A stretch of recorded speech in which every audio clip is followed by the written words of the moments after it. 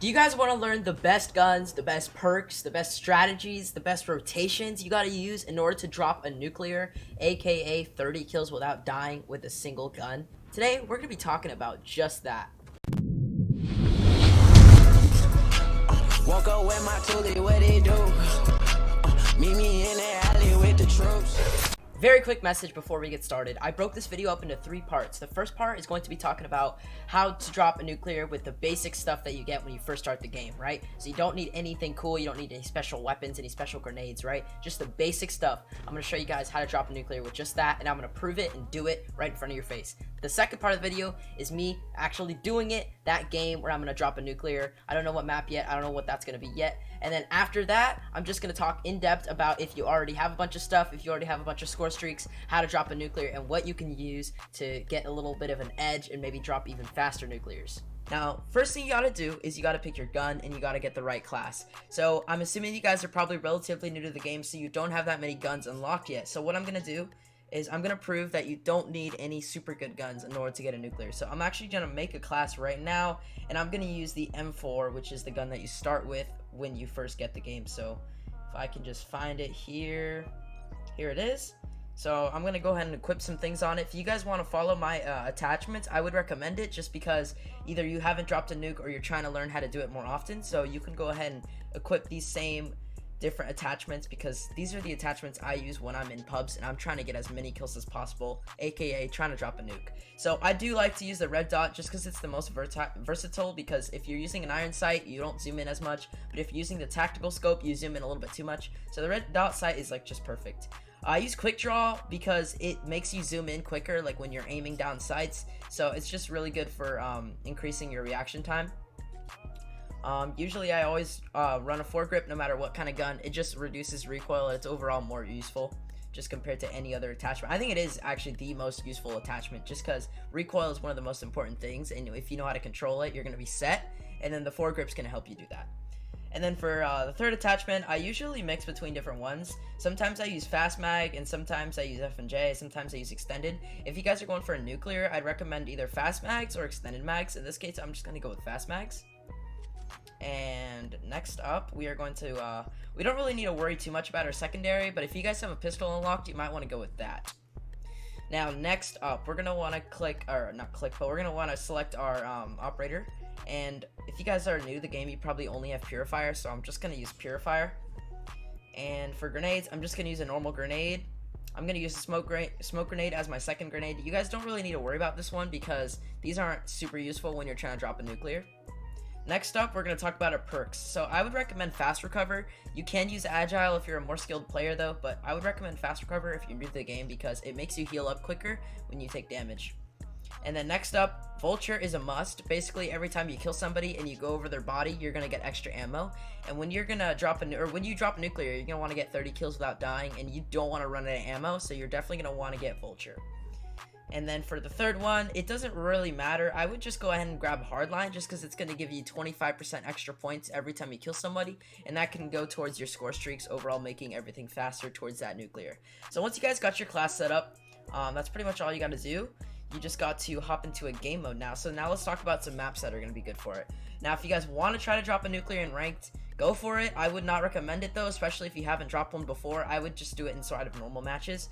So as far as the game mode goes, you're going to want to get the longest game mode possible. So in this case, at least right now when I record this video, it's Domination. By the time you guys are seeing this video, there might be Hardpoint and there might be some other ones. Domination is just going to be the one I'm going to do in this video just for demonstrative purposes. But as far as map goes, you guys have a lot of options. I would recommend something that you're like really comfortable with, I guess. And since you guys are most likely running one of the newer weapons, you just got to know what kind of map is going to be good for your weapon. So since I'm using M4, I'm probably going to do something like maybe Nuketown or Standoff, or I mean, M4 is a very versatile gun, so I could pretty much play any map and be, you know, really good. But I'm just going to use Nuketown since it's the most common map and most people do play this map. So we're just going to hop into it. And here we go. This is how to get a nuclear. Alright guys, here we are inside of our Domination Nuketown game. So first things first, Domination, obviously you got to capture these points to win the game, but since you guys are trying to get a nuclear, you want to drag the game on as long as possible. Here, wait, before I forget, let me go ahead and switch to my M4 class, which is the one we made at the beginning of the video. But yeah, so when you're dropping a nuclear, you want the game to be as long as possible. So you're gonna actually, you're not necessarily trying to lose, but you're not trying to capture the objectives. And also, I want to let you guys know, if you spawn on the side of the map that I did, you're gonna want to go for the left lane. The left lane is always gonna be a better option. And I'm just gonna run and gun people down as they come. You don't want to push too aggressive, especially if you're going for a nuclear, because you do not want to die. If you do die, it's okay. I've died and still got nuclears. It's, you know, it still works. But you're going to want to try play as passive as possible. I'm going to go ahead and put a sentry gun right there. That's going to keep them away from that area. And we are going to go now, rotate to the right side. Now that we have a sentry gun down, we can actually rotate over here, because the sentry gun's covering that side of the map, so we're okay. I'm going to go, oh my god, I didn't see that guy. I almost died to him. I'm going to go ahead and heal. If you're low on health, don't feel like you have to push people. Just take your time and heal up. Sniper down! Reloading. But yeah, the M4s are actually really good guns. So if you guys don't have like any of the like guns that you get later in the game, don't feel like you need to. You know what I mean? The M4 is a great weapon. Okay, but remember, guys, just follow. And by the way, I ran into ammo on my M4, so I'm actually switching to the VK57. I did get a V2O gunship. I know you guys might not have it unlocked, but I figured since you guys are new to the game, you probably wonder what it does. So I'm just gonna use it. But yeah, it's a gunship. If you guys have ever played COD in the past, you've probably seen something really similar to it. So you guys might recognize it. But yeah, it is really good for helping with nukes because it does give you a lot of kills, and it does give you the points too. These guys as they spawn. Some of them are trying to hide. You can usually tell if they're bots or real players by if they're trying to hide. You know they're real players if they're hiding in the houses, because that means they know that if they go outside they're gonna die. There are people spawning on this side of the map. I'm going to capture that point. But yeah, this thing does not last the whole game. Well, okay, well we just won that round, so it looked like it lasted the whole game, but no, that's round 1. So guys, right now we are 41-0. Technically we have to get 31-0 to get a nuclear, but the VTOL kills don't count. So yeah, I mean technically I shouldn't have used it, but I was just using it just so you guys can see what it did if you were curious. Because I know most of you guys watching this video are probably new to the game, or you just need help getting a nuclear. Okay, so again, I'm gonna play patient. I see this guy trying to push up on me. I'm gonna go ahead and drop my sentry in here. Oh, that sentry man got the kill. Good stuff. But yeah, remember, just stay back, stay passive, play patient. There's no point in rushing. No point in rushing. You're trying to get a nuclear. Kill up in there. I get it. I can feel it, guys. I'm getting close. Sniper eliminated. I'm getting close to that nuke. I can feel it. They're gonna start spawning in our spawn if our teammates keep pushing up a little bit. Oh shoot. Oh, imagine if I died to that nade. That would've sucked. Okay, I think I'm gonna have to push up a little bit just because my teammates are getting too aggressive, and now all of them are in their own spawn. Can I get a kill through the wall right here? I'm gonna have to push back a little bit. They're starting to get aggro. There it is, guys. So that's what it looks like when you do get the nuclear. I'm gonna go. Oh, I was gonna clean up with some more kills, but looks like we're out of ammo. So here we go, guys. We're gonna drop the nuclear in. You're gonna pull out a computer right there. It's gonna calculate something. I have no idea, and then it's gonna make this cool little noise. I was gonna use my VTOL, but I figured I showed you guys what the nuke looks like. So I'm just gonna shut up, and you guys can see exactly what happens. Here we go. The screen is gonna get white. Oh shit. So there it is, guys. I just got a bunch of nuclear kills, as you guys can see on the kill cam. And as the game's wrapping up, I'm gonna go ahead and drop in my VTOL. That's gonna be our second VTOL this game. It's kind of toxic. Kind of toxic. Okay, yeah, those guys are in the house. I'm gonna hide from my VTOL. They're raining hell on these guys. And there it is, guys. So that's gonna be game. And if you guys have any questions about nuclears, just let me know down below. I've gotten like, I think I'm at like 70 intermediate nuclear on my account. I don't know, something like that.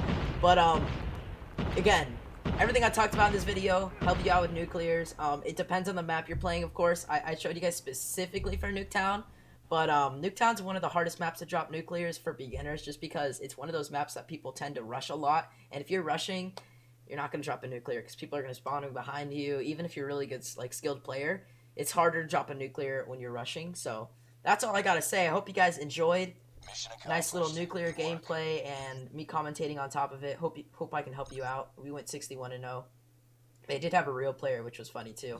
Alright guys, so now that the gameplay is over, I just wanted to talk a little bit about like what guns are actually good for nuclears if you guys have more than just the M4, and I want to talk about in general like what stuff you want as a player who's specifically going for nuclears. So first, let's start off with the guns. Also, by the way, the gameplay, after watching it all, I realized that my mic was a little bit low and it's hard to hear my voice, but I decided I didn't want to re-record it because you guys could still hear what I was saying. It's a little bit tough, so just wanted to apologize for that. But anyways, getting into it. So I wanted to talk about obviously what kind of guns and just what kind of equipment you want, right?